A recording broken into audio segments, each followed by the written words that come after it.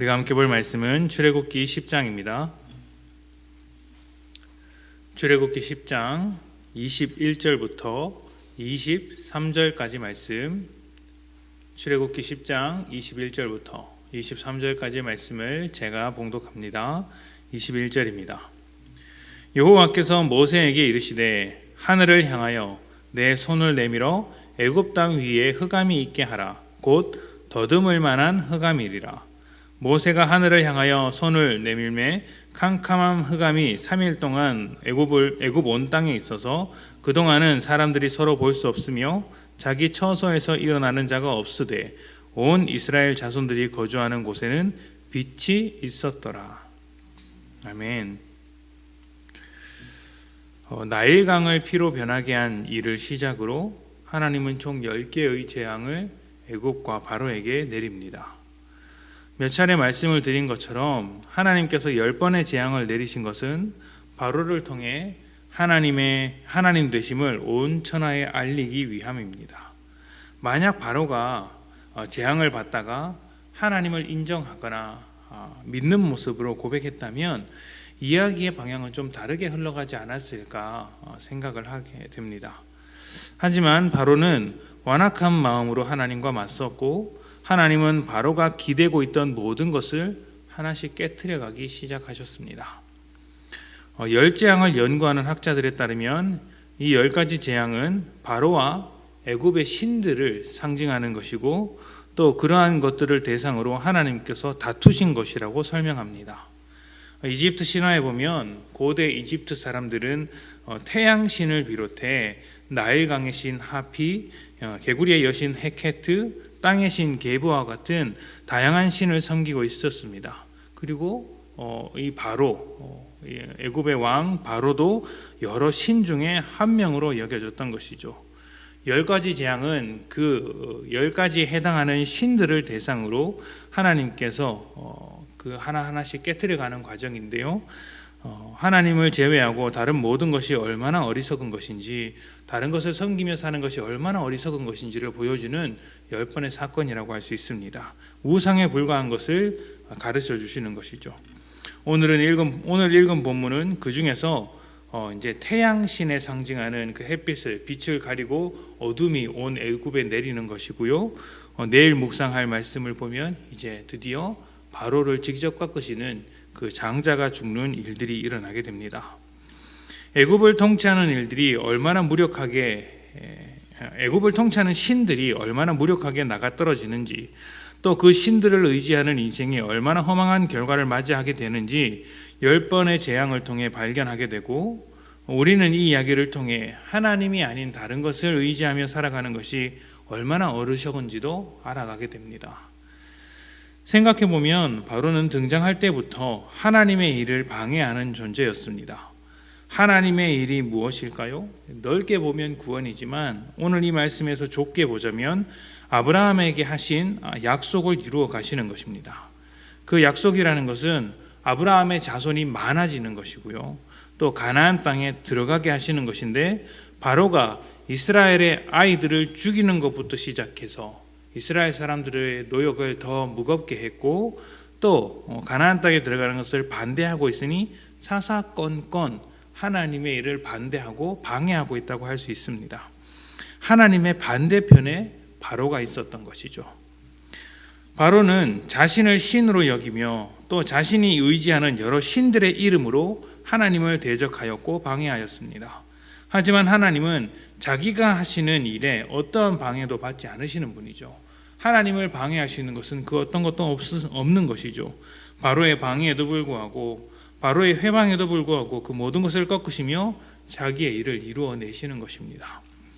우리가 하나님을 기대하지 않고 다른 것에 관심을 쏟으며 다른 것을 원하는 순간, 세상을 원하는 순간 하나님 앞에서 멀어집니다. 물론 하나님의 일은 대부분 우리 삶에서 이루어지기 때문에 이 세상 속에서 결실을 맺습니다. 궁극적으로는 하나님의 나라지만 현실에서도 열매가 있는 것이죠. 하지만 세상에서 결실을 맺는 것을 넘어서 세상에 빠져 살아가게 된다면 바로와 같이 하나님의 일을 방해하는 것이 되고 맙니다. 그리스도인의 열매라는 것은 결국 하나님의 일이 나에게 이루어지는 것이기 때문입니다. 그리고 그 일하심으로 사람들이 하나둘씩 모여 순종의 삶을 살아갈 때 이 땅에 하나님 나라가 되는 것이죠. 그런데 우리가 그러한 하나님의 일을 내게 이루지 못하고 내가 하나님의 열매를 맺지 못하고 그냥 세상 가운데서만 살아가게 된다면 그것은 결국 세상을 원하는 것이고 세상을 의지하는 인생에 불과한 것입니다. 바로와 같은 인생이죠. 하나님 반대편에 서서 하나님과 다투는 인생이 되는 것입니다. 하나님의 재앙은 꾸준히 하나님의 일하심을 그 누구도 막을 수 없다는 것을 드러내는 아주 확실하고 강력한 사건이었습니다. 세상을 의지하고 기대하는 자들이 맞이하게 될 그 어떤 일들, 그것이 모두 10가지 재앙과 같은 것이죠. 기대했던 세상이 무너지는 재앙인 것입니다. 우리가 바로처럼 하나님의 일하심에 반대하고 세상에 속한 자로만 살아가게 된다면, 하나님과 다른 쪽으로 살아가게 된다면 하나님은 우리를 변화시키기 위해서라도 우리가 의지하는 것들을 하나씩 무너뜨릴지도 모릅니다. 무엇이 무너질까요? 돈이 무너질 수 있습니다. 직업이 무너질 수도 있고요. 남편이나 아내를 의지한다면 그것도 무너질 수 있습니다. 자식도 마찬가지고요. 이런 모든 것이 하나님과의 관계를 돕는다면 무너질 이유가 없지만 하나님과의 관계를 방해하는 것이 된다면 무너지게 될 것입니다. 망하게 될 것이라고 협박하는 것이 아니라 그런 것들을 통해서 우리가 하나님과 더 깊은 관계로 나아가지 못하면 하나님의 입장에서는 우리가 하나님의 관계보다 더 중요한 것은 없기 때문에 그 열매를 맺으셔야 할 하나님께서 우리를 갈아엎고 새롭게 하신다는 것이죠. 새롭게 하셔서 그 모든 것들을 하나님께서 원하시는 방향으로 이끌어 가신다는 것입니다. 그래서 굳이 따져보자면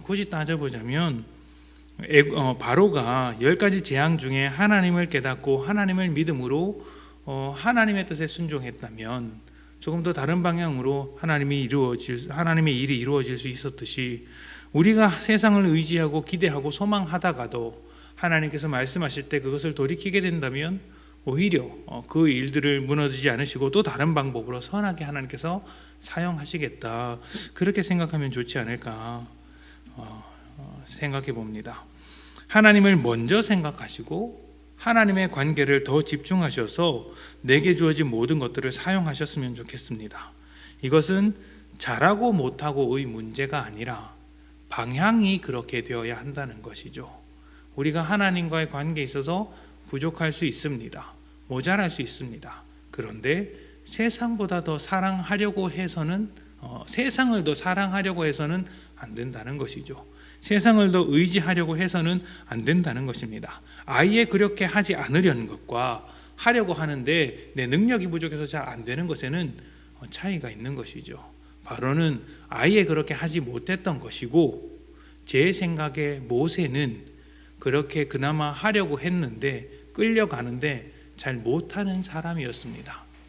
모세도 결국에는 이 10가지 재앙을 지나면서 하나님을 확인하게 되고, 그리고 홍해를 지나면서 또 온전히 확인하게 되는 것이죠.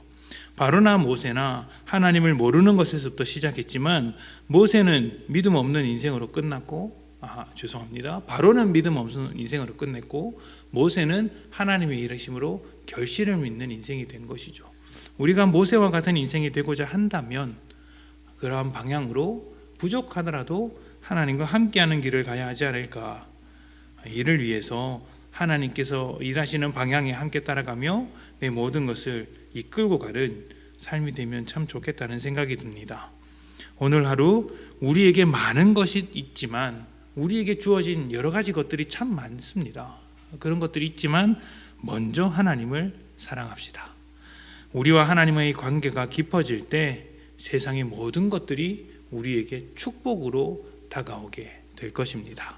함께 기도합시다.